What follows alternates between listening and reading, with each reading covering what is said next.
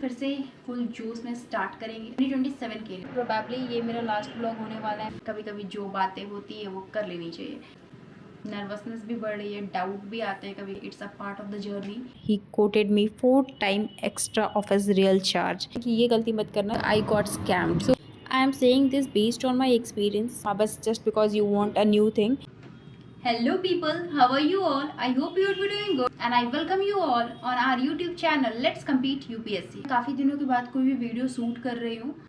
जब से मैं यूपीएससी के लिए प्रिपेयर कर रही हूँ तब से ऐसा पहली बार हुआ है कि मैंने इतनी गैप ली हुई है पढ़ाई में। और ठीक है, कहीं ना कहीं कोई बात नहीं, बहुत टाइम से मैंने ब्रेक नहीं लिया हुआ था। मैं कॉन्टीन्यूसली बस पढ़ी जा रही थी और बहुत ज़्यादा वो मतलब मोनोटोनस सा हो गया था।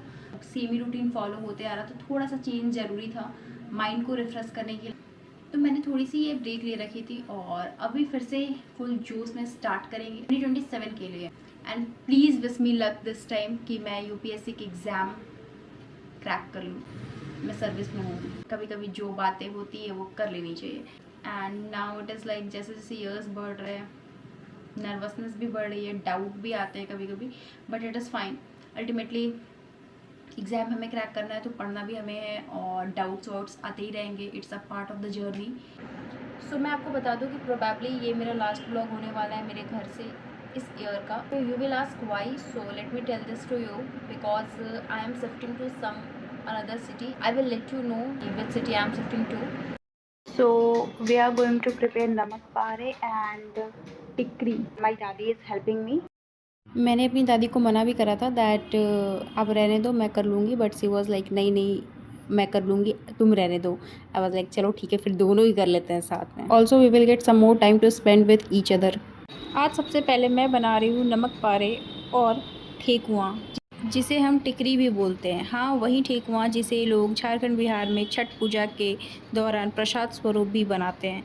खैर उसकी बात तो अलग ही होती है, पर हम कभी कभी घर पे ऐसे भी बना लिया करते हैं क्योंकि ये हमारी फेवरेट स्नैक्स होती है। हर बार जब घर से बाहर निकलती हूँ तो मम्मा और दादी का एक ही डायलॉग होता है, बाहर का कम खाना और ये लो घर का बना स्नैक्स, यही खाना।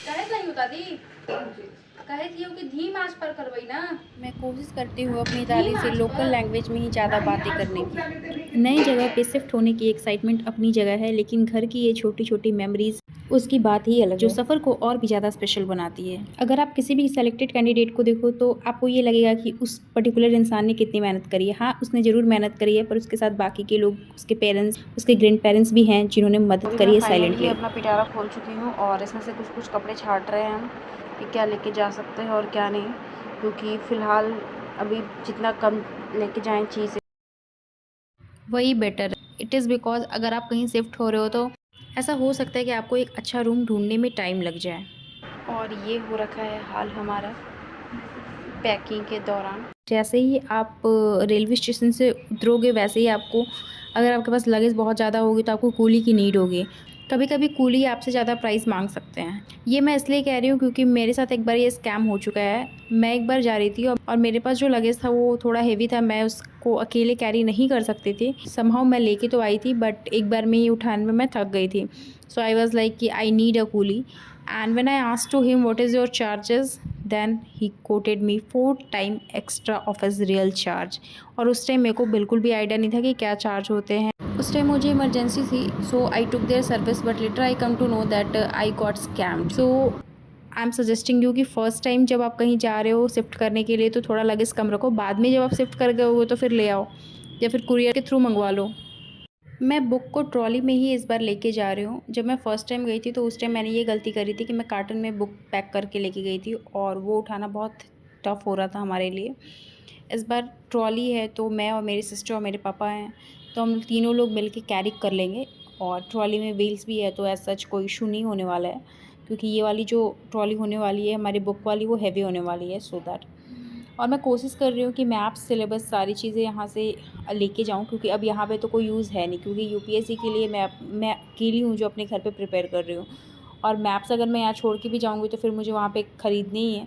और ये गलती वो मैं सभी लोगों को सजेस्ट करूँगी जो शिफ्ट होना चाहते हैं कि ये गलती मत करना कि अपने घर पे रह रहे हो तो जो घर से लेके आ सकते हो वो भी बोल दो, कि जो नीड की चीज़ें हैं वो भी बोल दो कि नहीं ख़रीद लेंगे वहाँ, बस just because you want a new thing. I am saying this based on my experience. जब आप शिफ्ट हो रहे होते हो उस टाइम तक आपके बहुत ज़्यादा खर्चे हो गए होते हैं। यहाँ पे मेरी पैकिंग ऑलमोस्ट कंप्लीट हो गई थी, सो आई थॉट कि अभी ट्रेन में मेरी थोड़ी टाइम है तो थोड़ा डिनर भी प्रिपेयर कर ही लेते हैं, क्योंकि हमें लेके जाना तो वैसे भी है, तो घर वालों के लिए भी प्रिपेयर कर देते हैं। मेरी मम्मा काफ़ी ज़्यादा इमोशनल हो गई थी उस दिन, पर वो सो नहीं कर रही थी ऐसे हमारे सामने। And here we reached to the station. Garib Rath express platform क्रमांक 1 पर आ रही है। एंड फाइनली हमारी सफ़र शुरू हो गई थी। यहाँ पे अच्छे से क्लिप आई नहीं है, बट स्टिल हमारी मम्मा हमारे साथ देख ही नहीं रही थी because he was so emotional. अगले दिन की सुबह ट्रेन में हुई और यहाँ पे पता नहीं क्यों जगने के बाद मेरी फेस थोड़ी सूजी हुई लग रही थी। And here I am at new Delhi station.